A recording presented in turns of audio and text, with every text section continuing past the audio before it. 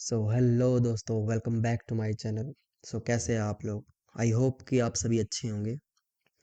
सो पढ़ते हैं आज की रिएक्शन वीडियो की तरफ। और अगर आज की रिएक्शन वीडियो आपको अच्छी लगे तो वीडियो को लाइक सब्सक्राइब ज़रूर करना। ओके तो नमस्कार सिलगुजो आपस में आगे एक नई भयानक स्टोरी लेके। ये कहानी फाइनली बहुत टाइम बाद मेरी खुद की है। मतलब मेरे खुद के साथ नहीं हुई, बट मैं खुद ही इंसान हूँ। जैसे लोग सुनाते हैं ना कि मेरे दादा की चाचा की स्टोरी, वैसे मैं इंसान हूँ जिसके दादा की स्टोरी है। दादा की भी नहीं, एक्चुअली स्टोरी है दादाजी के फ्रेंड की। ये बचपन की स्टोरी है, जब मैं छोटा था, आई थिंक 10। भाई सच बताऊं, शिवम की मैं सारी हॉरर स्टोरी देखता हूँ। लेकिन मुझे आज तक की है ना, जो ये स्टोरी बता रहा है ना, सबसे खतरनाक स्टोरी लगी थी आज तक की। सबसे खतरनाक स्टोरी भाई, कसम से जेन्युइन स्टोरी है, सुनना ध्यान से। 12 साल का। स्टोरी सही से मुझे याद नहीं थी, तो मैंने रिवाइज एक बार की थी उनसे पूछ के। तो अभी फाइनली अच्छा टाइम आगे बताने का आपको। दादाजी जो है, उनके एक फ्रेंड थे जो काफ़ी टाइम पहले, जब मैं 10-12 साल का था, हम लोग कजिन सारे मिले थे गांव में, तब वो आ रखे थे। एंड हम छोटे छोटे बच्चे थे, तो सब जाके यहाँ पे बैठ गए कि दादाजी स्टोरी सुनाओ, दादाजी स्टोरी सुनाओ।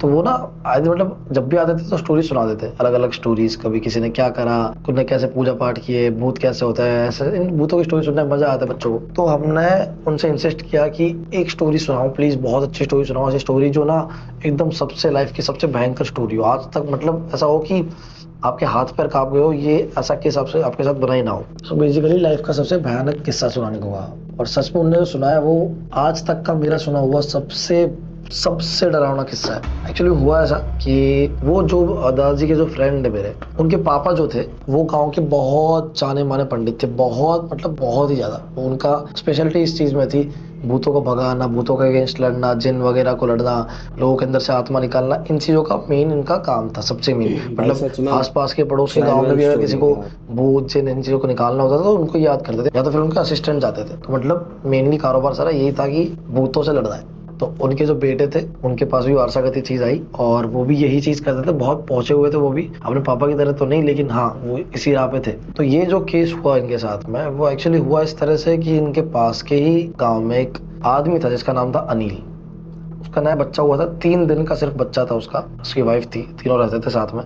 केस कुछ यूं हुआ कि उसका बच्चा जो है वो बहुत बीमार पड़ने लग गया था। लाइक 3 दिन का ही था, लेकिन कभी अचानक से ठंडा पड़ जाता एकदम ठंडा, कभी एकदम से जलने लग जाता कि हाथ कोई टच भी ना कर पाए, कभी रोने लग जाता तो ऐसा रोता कि रुकता ही नहीं। मतलब बहुत अजीब हरकतें कर रहा है 3 दिन का बच्चा, सिर्फ 3 दिन का बच्चा। डॉक्टर्स को दिखा लिया, सब कर लिया, लेकिन कुछ हुआ नहीं। तो फाइनली थक हार के वो गए बाबा के पास में, क्योंकि बहुत नॉन बाबा थे वहां के। जब वो वहां पे गए देखने के लिए, उस बच्चे को टच करते ही उन्होंने बता दिया कि ये बच्चे के अंदर किसी आत्मा का सा है। छोटे से बच्चे के अंदर, 3 दिन के बच्चे के अंदर, सिर्फ टच करके बता दिया उन्होंने, क्योंकि उन्होंने काफी सारी सिद्धि हासिल करी थी जो उनको मिली थी अपने पापा से। और ये होते ही वो थोड़ा सा अपने सेंसेस को और ज्यादा शार्प करते हैं, सोचते हैं, तो उनको ये पता चलता है कि ये जिस भी इंसान की या जिसकी भी आत्मा है जो इस बच्चे के अंदर है, वो सेम ही ब्लड लाइन की है। मतलब इन्हीं के परिवार में से कोई है जिसकी आत्मा उस बच्चे के अंदर है, समझ रहे हो, एक 3 दिन के बच्चे के अंदर। एंड जैसे ही ये चीज बोलते हैं बाबा पंडित जी जो है कि ये आपके परिवार में से कोई है जिसकी आत्मा इसके अंदर है, ये सुनते ही अनिल जो है उसका बाप बच्चे का, वो तुरंत बोलता है कि मतलब पापा। वहीं रुक जाता है। पंडित जी तुरंत पूछता है कि पापा मतलब ये तुम्हारे पापा की आत्मा है? वो अग्री करता है कि हाँ पापा की आत्मा है। एक्चुअली हमारी फैमिली में ना कर्स चल रहा है, जिस वजह से फैमिली में कोई भी इंसान, कोई भी कैसा भी इंसान हो, उसका जो बड़ा बेटा है जब वो जन्मेगा वो अपने आप मर जाता है। कुछ भी करके बड़ा बेटा मर जाएगा। जैसे कि अनिल का ही बड़ा भाई था, उसने दीवार पे सर मार मार के अपनी जान ले ली थी। और अनिल का खुद का बेटा, मतलब कि ये जो भी बच्चा हुआ उससे पहले एक बच्चा हुआ था, वो डिलीवरी के वक्त अपने आप मर गया था। तो इस तरह से कर्ज चल रहा था कि बड़ा बेटा इस फैमिली में जो भी होगा वो मर ही जाएगा। और दूसरा बच्चा था वो भी बीमार हो गया था, तो उसे कुछ समझ नहीं आ रहा था, इसलिए वो बाबा के पास आया था। अब पंडित जी पूछते हैं कि ठीक है तुम एक काम करो, फिर तो बहुत ईजी है। आपके पापा जी जो हैं जिनकी डेथ हुई है, आप मुझे बस ये बता दो कि उनका अंतिम संस्कार आपने किस तरह से किया था, प्रोसेस पूरी बता दो किस किस तरह से किया था। जरूर कोई गलती हुई होगी या तो कुछ तो दिक्कत है, तभी ये चीज हो रही है, पितृ गुस्सा हो गए होते हैं ना चीजें। तो अब शायद क्या पता उनकी आत्मा को शांति ना मिली हुई है, वॉट एवर। तो वो प्रोसेस एक बार बता दोगे तो अपनी विधि में मुझे काम लगेगी, जिसको लेके मैं अपनी विधि कर सकता हूँ और पापा को जो है मुक्ति दे सकता हूँ और ये चीजें रोक सकता हूँ। ठीक है, अगर पापा ही है जिनकी वजह से ये सब हो रहा है तो। इतना में अनिल कहता है कि अंतिम संस्कार नहीं, हमने उन्हें दफनाया था। ये सुन के पंडित जी एकदम शॉक हो जाते हैं कि दफनाया था? तुम तो हिंदू हो यार, दफना कैसे सकते हो? ये चीज़ तो मुस्लिम्स में होती है एंड क्रिश्चियंस में होती है, हिंदू लोग तो जलाते हैं ना। जैसे ही ये सुनता है अनिल, उसके हाव भाव पूरे एक्सप्रेशन एकदम चेंज हो जाता है, एकदम डर सा जाता है, उसको दिखता है साफ साफ कि उसकी बॉडी लैंग्वेज पूरी चेंज हो चुकी है। अनिल एकदम डर के मारे बोलता है कि हम ना गरीब थे उस वक्त और पैसे नहीं थे बिल्कुल भी जलाने वलाने के, क्रियाक्रम करने के, तो हमने ऐसे ही दफना दिया था। पंडित जी को तुरंत शक होता है कि ऐसा तो हो नहीं सकता, सगा बाप था, कोई कितना भी गरीब हो लेकिन प्रॉपर क्रियाक्रम तो करेगा ही इंसान, दफनाने से अच्छा तो मतलब इतना तो पैसा लगता भी नहीं है जलाने के लिए। और शक था तो शक ही रहने दिया, ज्यादा पूछा नहीं क्योंकि बेटा बोल रहा तो होगा सच, लेकिन एक दिमाग में खनका तो था उनके। फिर उन्होंने पूछा कि कोई बात नहीं, पंडित जी ने कहा कहाँ दफनाया था ये बता दो, तो उसको देख के उस जगह को छू के सेंसेस से पता लगवा लूंगा क्या सीन है, क्या हुआ था, एंड मैं उसके अकॉर्डिंग फिर विद्या करूंगा अपनी है, सब कुछ सही कर दूंगा। तो अनिल कहता है कि दफनाया कहाँ था, नहीं मुझे याद नहीं है। अब पंडित जी को धीरे धीरे शक ना थोड़ा सा और बढ़ने लग गया इस पे कि ये ऐसा बिहेव क्यों कर रहा है, क्योंकि सगे बाप को दफनाया किसी ने याद कैसे नहीं है। उन्होंने कहा कि भाई दफनाया मतलब कब्रिस्तान में दफनाया होगा, और कहाँ दफनाया? बोलता नहीं कब्रिस्तान में नहीं, अलग से एक जमीन थी वहां दफना दिया था। तो कहता ठीक है बताओ कौन सी जमीन थी? बोलता नहीं नहीं याद नहीं है। तो सगा बाप है तुम्हारा, कैसे याद नहीं है? बहुत हुआ, वो बहुत गुस्सा हो गए पंडित जी। ये काफी टाइम तक चली बात और पंडित जी बहुत गुस्सा हो गए, बोले कि तुम पागल हो, तुम्हारे सगे बेटे का सवाल है, जो छुपा रहे हो बता दो मुझे, कहाँ है, कहाँ दफनाया था, तो तुम्हारे बच्चे को बचा पाऊंगा मैं। तो ये सुन के अनिल थोड़ा पिघलता है क्योंकि 3 ही दिन का बच्चा था, बच्चे के लिए तो कोई माँ बाप कुछ भी करेगा। तो फाइनली वो मानता है कि ठीक है मैं आपको बताता हूँ कि कहाँ दफनाया था। तो पंडित जी कहता है कि ठीक है एक काम करो, तुम यहीं रुको। उन्होंने कहा कि ठीक है मैं वहां जाता हूँ, क्रियाक्रम सारे कर दूंगा, परफेक्ट जगह मुझे बता दो, खोद वोद के प्रॉपर कब्र जब निकाली जाएगी। तो उस चीज का एक डर भी था कि कब्र जब निकालेंगे, अगर खोलेंगे उस चीज को तो आत्मा क्या पता मतलब और ज्यादा शक्तिशाली हो जाती है, कहता है आई डोंट नो, तो उस चीज से उसके बच्चे को इफेक्ट हो सकता है। तो उसके बच्चे को घर पे सुला दिया और उसके बच्चे के चारों तरफ ना चावल के दाने बिखेर दिए और कुछ विधि छोटी सी कर दी कि सेफ रहे बच्चा और उसके घर वाले। और पंडित जी के तो असिस्टेंट से चले चाटे होते हैं जो, उनको घर पे छोड़ दिया कि ताकि सेफ रहे इन चीजों से। पूरे घर का एक बारी पूरा वो धागे आगे बांध दिए एंड फिर वो गए उस जगह पे जहाँ पे कब्र थी। फाइनली पंडित जी वहाँ पहुंचता है कब्र पे, कब्र खोदी जाती है, कब्र एकदम नॉर्मल सी कब्र होती है जैसी होती है। एंड पंडित जी के पास ये विद्या बहुत ही ज्यादा स्ट्रांग होती है कि टच करके जो पता लगाता है कि ये क्या चीज है, इसका बैक स्टोरी क्या है, सब चीजें टच करके सेंसेस उनके खुल जाता है, पता चल जाता है कि क्या है इसके पीछे की बैक स्टोरी। तो पंडित जी जैसे टच करते उसको, टच करते एकदम उनको जागृत होता है दिमाग में कि ये जिसकी बॉडी है अंदर वो पक्का कोई बूढ़ा इंसान तो है नहीं। अब अनिल खुद 30-35 साल का था, उसके पापा कम से कम होंगे 60-70 साल के तो होंगे, बट नहीं, जिसकी बॉडी और जिसकी आत्मा थी उस कब्र के अंदर वो कोई यंग इंसान है। वो एकदम से अचंभित हो जाता है कि यंग इंसान कैसे, उसके बाप यंग कैसे हो सकता है, ये कब्र के अंदर यंग इंसान कैसे है, ये सब सोच ही रहे होता है। इतना में उनका एक असिस्टेंट भागते हुए आता है, एकदम हावड़ा बावड़ा होते हुए आता है कि पंडित जी पंडित जी पंडित जी, हमें कुछ हो रहा है घर पे, जहाँ पे अनिल और उसकी फैमिली थी। पंडित जी सुन के तुरंत कहता है कि चलो तुम जाओ फटाफट से हवन की तैयारी करो, मैं अभी आ रहा हूँ। वो कंकाल निकालते हैं सारे कब्र से, जो भी अंदर थे उसके पापा का जो कंकाल है जो उसने कहा था अनिल ने, निकालता है और उसको जला के मोक्ष प्राप्ति कराने की तैयारी करवाते हैं। पंडित जी ये सारा काम करके 5 मिनट के अंदर फटाफट से घर पास में होता है, भागते एकदम से जाते हैं, देखते खिड़कियां अपने आप बज रही है जोर जोर से, लाइट्स चालू हो रही है, बंद हो रही है, पूरे घर की लाइट्स अपने आप ऑन ऑफ हो रही है। और अगल बगल के सारे घर हैं उनकी लाइट्स ऑन ही है, कोई दिक्कत नहीं है, उन्हीं के घर की लाइट है जो ऑन एंड ऑफ हो रही है, खिड़कियां बज रही है, दरवाजे बज रहे हैं, कोई हवा का सोर्स नहीं है इतना ज्यादा। सबसे शॉकिंग पार्ट तो यह है कि 3 साल का बच्चा है वो एकदम से गर्म हो जा रहा है एंड अचानक से जोर जोर से हंस रहा है। अब इमेजिन कर पा रहे हो, एक 3 दिन का बच्चा हंस रहा है जोर जोर से, जितना उसकी कैपेसिटी है, और तप रहा है बहुत जोर जोर से। अचानक से अनिल की बीवी के अंदर कुछ आ रहा है, उब के आ रहा है, उसको अचानक से करके उब के आ रहा है, झटका सा लग रहा है, ऐसा लग रहा है कुछ आना चाह रहा है, और बहुत चीजें एक साथ हो रही है, कुछ समझ नहीं आ रहा कि क्यों किस तरह से हो रहा है, क्या हो रहा है ये। इतना पंडित जी यहाँ पे जैसे ही पहुंचता है खिड़कियां बनना शांत हो जाती है।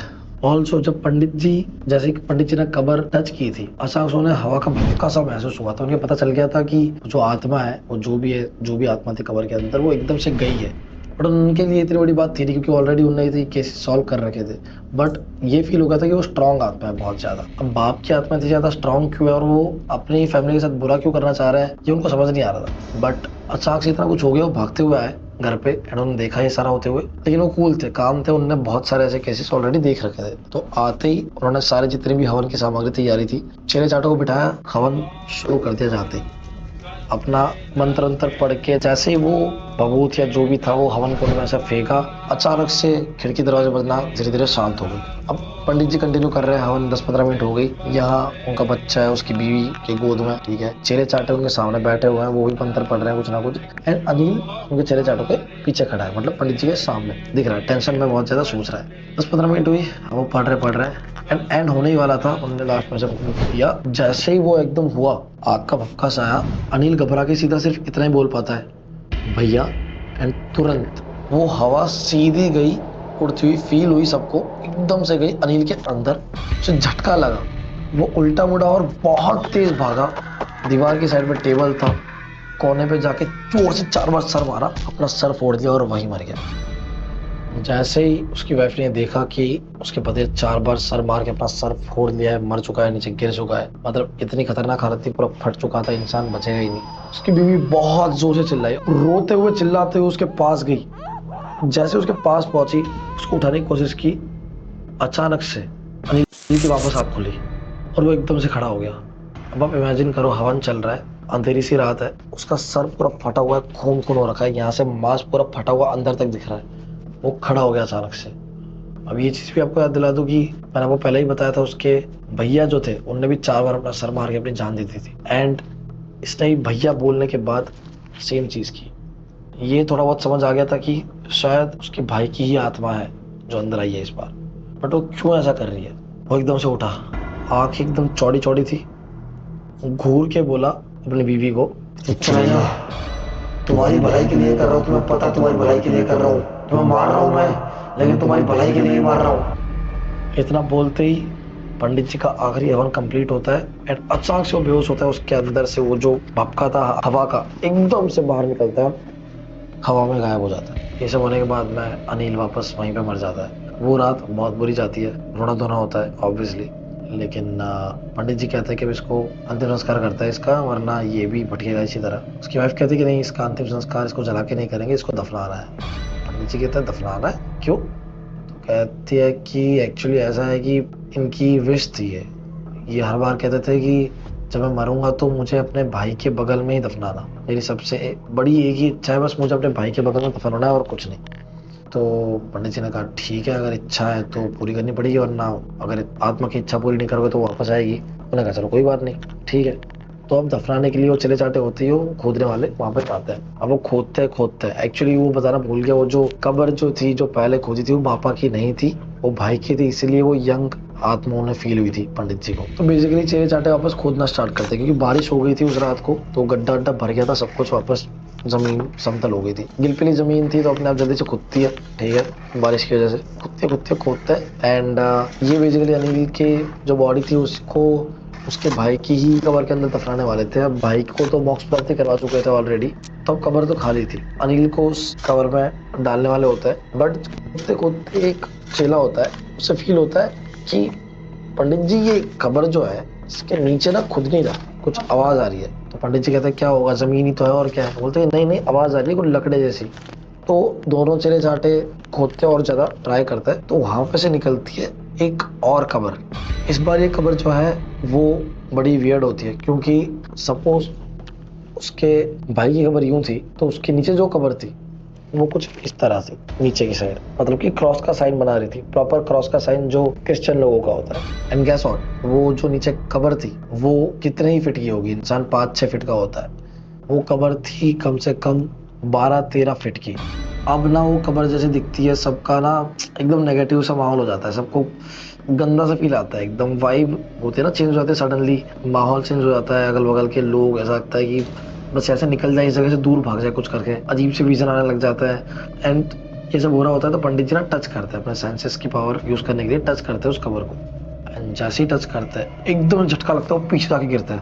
उन्हें समझ आ जाता है कि ये जिस चीज के साथ डील करने वाले हैं, ये करने जा रहे हैं, वो कोई बहुत साधारण सी आत्मा नहीं है, कोई नॉर्मल सा जिन वगैरह कोई नहीं है, ये कुछ बहुत ही एक्सट्रीम पावर है जिससे इनका पाला आज तक नहीं पड़ा। ये फील तो उन्हें हो जाता है कि ये इनकी बस की बात अभी के लिए तो नहीं है, क्योंकि ऑलरेडी पूरे दिन के थके हुए हैं, अभी इसके लिए ये अभी प्रिपेयर्ड नहीं है बिल्कुल भी। तो विधि विधि करके अगर कुछ हो गया तो खुद की जान के साथ तो हाथ धो बैठेंगे यार, साथ में छोटे बच्चे की और अनिल की बीवी की भी जान जाएगी, तो सब कुछ बिगड़ जाएगा। तो सोचते हैं कि एक काम करता है, छोटी सी विधि करता है, चावल के दाने वगैरह डाल के उस कबर को साइड साइड से, ताकि सेफ रहे। हालांकि उनके काबू में था नहीं, वो सोचते हैं कि कल आऊंगा फ्रेश एनर्जी के साथ में, फिर इसका कुछ निवारण करेंगे दिन में आके, तब थोड़ा सा ये आत्मा जो है वीक होगी शायद, तो वो सोचते हैं कि आज चले जाता है घर पे, रेस्ट करता है, नींद प्रॉपर होगी तो फ्रेशली काम कर पाएंगे कल आके। तो आज के लिए वो सिर्फ थोड़ा सा सेव करके उस चावल के दाने डाल के वहां पे चले जाता है। घर पे जाके रेस्ट करता है, रेस्ट करने के लिए सोता है। उनको पता होता है कि अगला दिन बहुत ही लंबा जाने वाला है, बहुत भयानक जाने वाला है। सोते ही उन्हें बहुत अजीब विजन आना स्टार्ट हो जाता है। सपने में कटी हुई बिल्ली दिख रही है, मरा हुआ कुत्ता दिख रहा है, और बहुत गंदी गंदी चीजें दिख रही है, उल्टी दिख रही है, खून, ये वो, एंड बहुत उनके दिमाग में ना एकदम नेगेटिव चीजें चल रही होती है ना। सडनली उन्हें एकदम से व्हाइट बैकग्राउंड दिखता है, कामनेस फील होता है। सडनली दूर से उनके जो पापा जी थे, उनके पिता, जो बहुत ही महान पंडित थे उस जमाने के, मैंने आपको बताया था स्टार्ट हो, जैसा कि वो उन्हें दिखता है। उन्हें एकदम सूदिंग फील होता है, कामनेस फील होती है। उसके पापा उसके पास आके कहते हैं कि बेटा, जो काम तू करने की सोच रहा है ना, वो मत कर, वो अभी तेरे बस की शायद नहीं है। वो जो तेरा सोच रहा है तू, उससे कई ज्यादा डेंजरस है और रिस्की भी है, इसमें तेरी जान भी जा सकती है, इसकी प्रोबेबिलिटी बहुत ज्यादा है। ये सुन के पंडित जी एकदम शॉक तो हो जाता है कि ऐसी क्या चीज है भाई कि पापा मुझे बोल रहे हैं सपने में ही। बट वो कहता है कि पापा, लेकिन इसमें उस छोटे से बच्चे की क्या गलती है? उसकी जान तो मुझे बचानी पड़ेगी ना। उसके पापा की डेथ हो गई, उसके घर पे उसको संभालने वाला कोई नहीं है। उसके बड़े पापा, मतलब जो भाई था अनिल के, उनकी डेथ हो गई, दादाजी खत्म हो गए, अब उसे संभालेगा कौन? है उसकी मम्मी भी खत्म हो जाएगी, तो बचेगा कौन उसके लिए? तो उसे तो मुझे बताना ही पड़ेगा कुछ करके। तो उसके पापा कहते हैं कि ठीक है, कोई बात नहीं, अगर ऐसा ही है, सत्य की राह पे चलना है, ठीक है, पर उसके लिए कॉन्सिक्वेंसेस सहने होंगे।